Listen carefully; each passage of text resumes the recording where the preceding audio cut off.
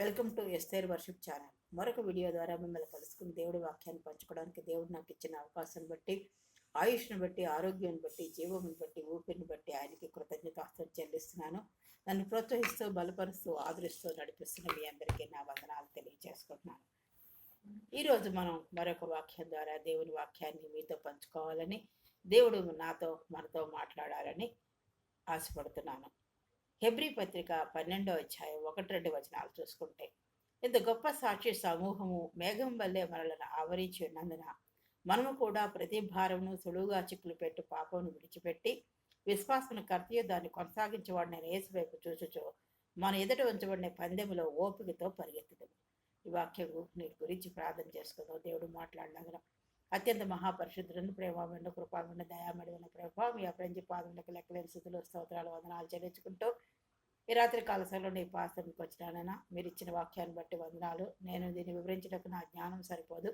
మీ ఆత్మ నడిపింపు దయచేసి నా తండ్రి మీ ఆత్మ ద్వారా నాతో మాట్లాడి విరుచున్న మా అందరితో మాట్లాడి నాయన మేము ఎలాగ ఓపికతో పరిగెత్తాలో, ఈ జీవితం అనే పోరాటంలో మేము ఎలా పరిగెత్తాలో మాకు నేర్పించి, ఈ పరుగు పందెంలో మేము ఎలా విజయం పొందాలో మాకు నేర్పించి మహిం పొందమని యేసునామమున ప్రార్థించేడుకుంటున్నాం తండ్రి, ఆమేన్. ఇక్కడ ఈ వాక్య భాగం మనకి ఏం తెలియజేస్తుందంటే, మనం మన జీవిత పందెంలో ఎలాగా పరిగెట్టాలి అనే దానికి ఇక్కడ దేవుని వాక్యం సెలవిస్తుంది. విశ్వాసులు తమ విశ్వాస పరుగు పందెమును పట్టుదలతో పరిగెత్తమని ప్రోత్సహిస్తుంది. మన విశ్వాస పరుగును ఎలాగా ఈ పందెములో పట్టుదలతో పరిగెత్తాలని మనకి ప్రోత్సహిస్తుంది అన్నమాట. దీనికి మనం యేసు యొక్క ఉదాహరణ చూసుకోవచ్చు. ఆయన శిలువ మరణం పొందినంతగా తను తాను తగ్గించుకొని ఈ భూలోకంలో జన్మించి తండ్రి చిత్తాన్ని నెరవేర్చి తన విశ్వాస పరుగు, ఆ శిలువ మరణాన్ని జయించడానికి, ఆ విశ్వాస పోరాటంలో, ఆ విశ్వాస పరుగు పందెంలో జయం పొందడానికి ఎప్పుడూ ప్రార్థనతో ఆయన కాలం గడిపినట్లుగా మనం చూస్తున్నాం. అదొక ఉదాహరణ. ఆయన దేవాది దేవుడై ఉండి అద్వితీయ దేవుడు, ఆయన తండ్రి అయిన దేవుడు తన ఏకైక కుమారుని భూలోకానికి పంపించినప్పుడు ఆయన చిత్తానుసారంగా సమస్తము ఆయన పోరాటంలో, జీవిత పోరాటంలో, ఆ శిలువ మరణ యాత్రలో ఆయన మరణించి తిరిగి మృత్యుంజయుడై లేచిన దేవుడు ఆ పందెములో విజయం సాధించినట్లుగా, తండ్రి చిత్తాన్ని నెరవేర్చినట్టుగా మనం చూస్తున్నాం. దీని ద్వారా మనం ఏం నేర్చుకుంటున్నామంటే, మన జీవిత పోరాటంలో ఈ జీవిత పోరాట పందెములో మనం ఎలాగా పందెంలో సాగిపోవాలో యేసు చక్కటి ఉదాహరణ మనకి చూపించినట్టుగా చూస్తున్నాం. అంతేకాదు, మరియు సాక్షుల మేఘం అనగా విశ్వాసంలో మనకంటే మన పితరులు ముందు వెళ్ళిన వారు, విశ్వాసంలో మనకంటే ముందు వెళ్ళిన వారి నుండి బలం పొందుకుంటాం. వాళ్ళ గురించి వాళ్ళందరూ గొప్ప మేఘ సాక్షి సమూహం మాట. బలం పొందుకోవాలని ఆ సాక్షుల, ఆ పితరుల యొక్క సాక్షుల మేఘం అనగా విశ్వాసంలో మనకంటే ముందెళ్ళిపోయారు వాళ్ళు. ఆ విశ్వాస బలం మనం పొందుకోవాలని ఇక చెప్పబడుతోంది. ఇది విశ్వాసులకు అడ్డుకునే పాపాలను మరియు పరధ్యానాలు, మన జీవితంలో వచ్చే పాపాలు మనం కొన్ని తెలిసి తెలియక పరధ్యానంగా పక్కన పెట్టేసి మనం ఇష్టానుసారంగా పాపాలు తెలుసో తెలియకో చేస్తున్న వాటిని బట్టి విశ్వాసం మరియు ఓర్పు యొక్క అంతిమ ఉదాహరణమైన యేసుపై దృష్టి పెట్టమని. అంటే ఆ పాపాలు తెలిసి తెలియక మనం చేసే పాపాలు అవన్నీ పక్కన పెట్టి మనం దేని వైపు చూడాలట, మన విశ్వాసం ఎవరి వైపు ఉండాలట, మన ఓర్పు ఎవరి వైపు ఉండాలట, యేసుపై దృష్టి పెట్టి, యేసు యొక్క విశ్వాసంపై, ఆయనపై దృష్టి పెట్టి మనం జయం పొందాలని ఈ వాక్యం మనకి బోధిస్తుంది. ఈ భాగం విశ్వాస జీవితాన్ని వివరించడానికి ఒక పరుగు పందెం, అథ్లెటిక్ పరుగు పందెం చూస్తే, పరుగు పందాలు మన ముందు ఉంచుకుంటే వాళ్ళ దృష్టి ఎలాగుంటుంది? అది జయించాలి, విజయం పొందాలి అని దానిపైనే దృష్టి పెడతారు, ఓర్పు పెడతారు, పట్టుదల పెడతారు. వాళ్ళు ప్రాక్టీస్ అంతా కూడా పట్టుదలతో గురి అంతకే. వాళ్ళు పోరాటంలో, అథ్లెటిక్లో వాళ్ళు జయం పొందాలని, ఏ గేమ్ అయినప్పటికీ జయం పొందాలని, పరుగు పందెంలో మరి ముఖ్యంగా దృష్టి దానిపైనే పెట్టి విజయం పొందాలని ఓర్పు కలిగి పట్టుదలతో వాళ్ళ యొక్క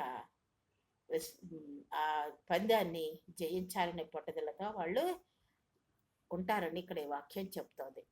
మనం ప్రతి భారాన్ని మరియు ఇంకా అంత దగ్గరగా అంటుకున్న పాపాన్ని వదులుకోవడానికి పిలువబడ్డాం. మనం ఏంటంటే మనం ప్రతి భారాన్ని మనకున్న భారాలన్నీ ఎన్నో ఉంటాయి. అవన్నీ కూడా వదులుకోవడానికి పిలువబడ్డాం. కానీ పాపాలు భారాలు కొన్ని ఉంటాయి. పాపాలు కాని భారాలు ఉంటాయి. పాపాలు కొన్ని ఉంటాయి.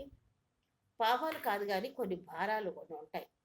అవి క్రైస్తవ విశ్వాస జీవితంలో పురోభివృద్ధికి అడ్డుకట్టగా ఉంటాయి. ఈ పాపాలు కాని భారాలు మన జీవితంలో, విశ్వాస జీవితంలో, పోరాటంలో అడ్డుబండగా ఉంటాయి అన్నమాట.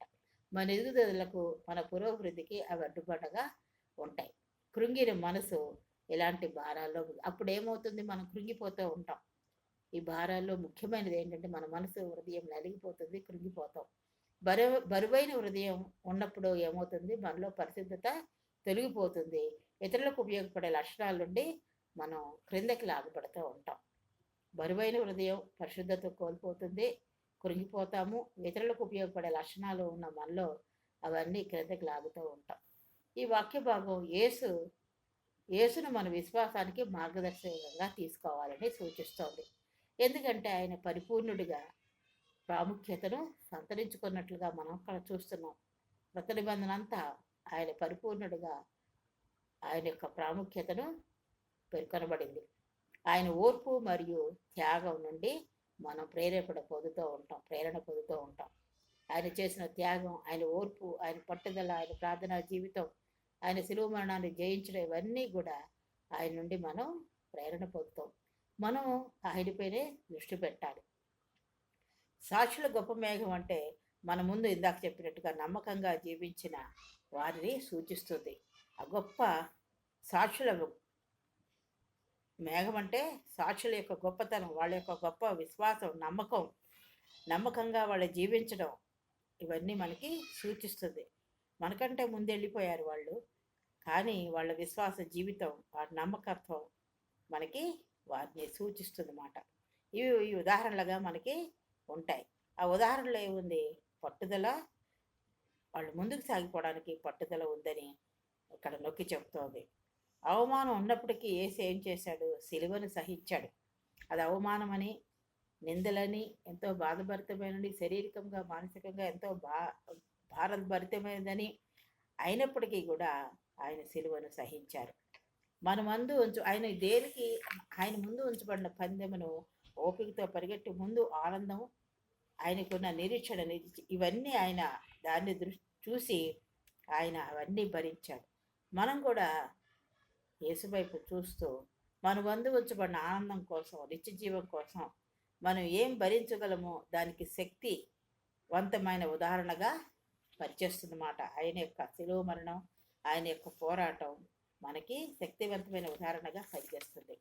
కాబట్టి మనం ఈ వాక్యం ద్వారా ఏం నేర్చుకోవాలంటే, పాపం సులువుగా చిక్కులు పెడుతుంది. అనేకమైన పాపాలు, భారాలు కలిగి ఉన్నప్పటికీ వాటిలో మనం చూడవలసింది మన విశ్వాసానికి కర్త ఎవరు, యేసు ప్రభువు. దాన్ని కొనసాగించడానికి కూడా యేసు వైపు మనం యేసు వైపు చూడాలి.